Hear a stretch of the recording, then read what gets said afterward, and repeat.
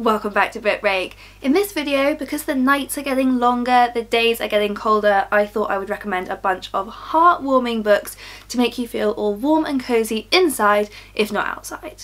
I'm going to kick off with a fan favourite that I know so many of you already absolutely adore, and that is The House in the Cerulean Sea by TJ Klune.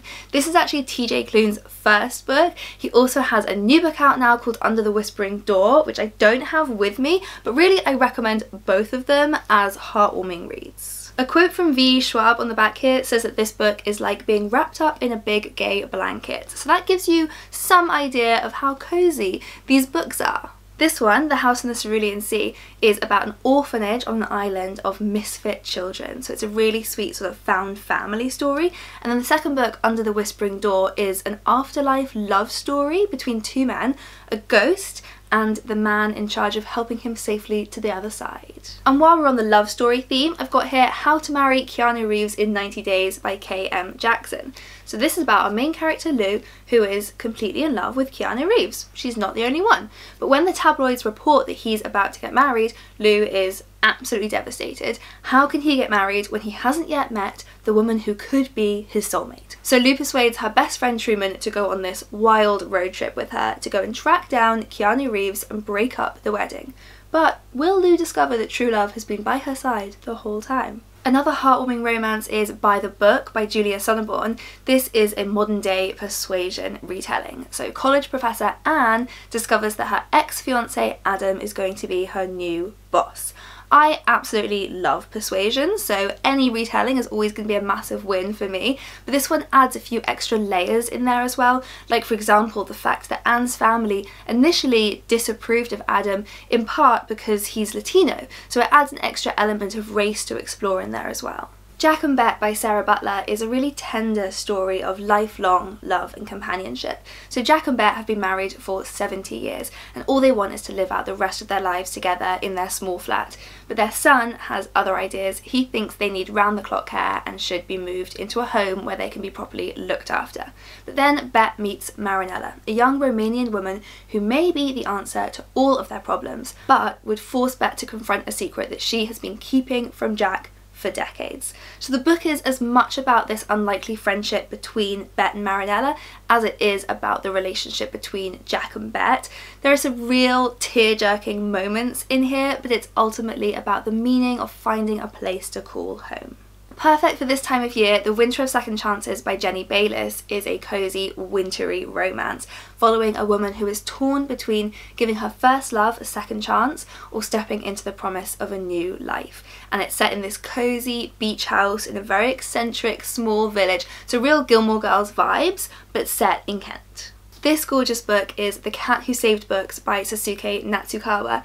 This is a magical tale about a talking cat, one who loves books and who appears just when Rintaro needs him.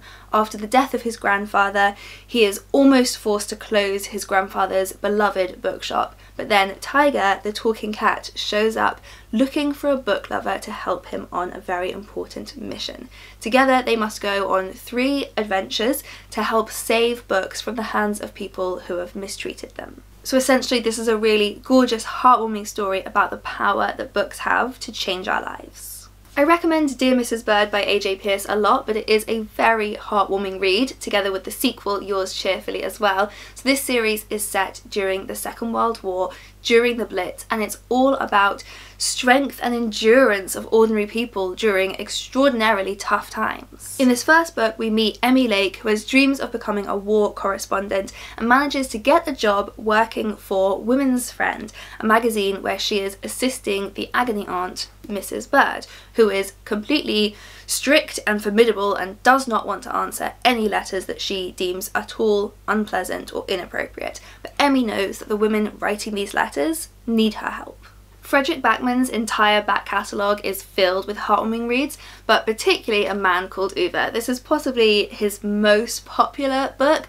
I'm a big Fredrik Backman fan. This one is really heartwarming. So this is the story of an old curmudgeonly man called Uwe who does not really like people, and it's the story of how he manages to find love and connection in the most unlikely places. Uwe might be grumpy, but he also has a real heart and a real dedication to making the world the place that he believes it ought to be. He's kind of an irresistible character. How to Save a Life by Eva Carter is definitely heartwarming, and it is literally structured around CPR, the life-saving steps that you take after somebody's heart stops beating. And that's exactly what happens. Right at the beginning of this story, we meet 3 teenage characters at a New Year's party where one of them suffers heart failure. Luckily, 2 of the other teenagers at the party are training to be doctors and know what to do. And the book was actually written inspired by the author Eva Carter's own experiences of giving CPR to her husband after his heart stopped beating and managing to save his life. So the book is genuinely educational. There's a lot of information in here that you need to know if you're ever in that situation, but it's also this just wonderful heartwarming story that follows these 3 characters over the next few decades of their lives. We see where their lives drift apart and intersect over the years. We see all the different things they struggle with. There's a lot of hardship in this book and a lot of really serious topics, but ultimately it is one that will mend your heart. And lastly, for some heartwarming non-fiction, Hope Not Fear by Hassan Akkad is the story of a man who has witnessed the absolute worst of humanity, has gone through so many terrible hardships in his life, and yet his story remains one of hope, not fear. Hassan Akkad has gone from being a Syrian refugee to a frontline COVID ward cleaner via becoming a BAFTA-winning filmmaker. He's a really incredible man, and this book is so inspiring. Before I go, I want to tell you to watch out for a book coming next year, The Kitchen Front by Jennifer Ryan, which is essentially the Great British Bake Off set in World War II. And amazingly, it's inspired by a true story of a BBC-sponsored cookery competition during the war. The book follows a few different women who find hope in the competition. So there's Audrey, a young widow who sees the competition as a way to pay off her late husband's debts and keep a roof over her children's heads. We also meet her estranged sister Gwendolyn, who is equally set on winning the competition and is competing against her own kitchen maid.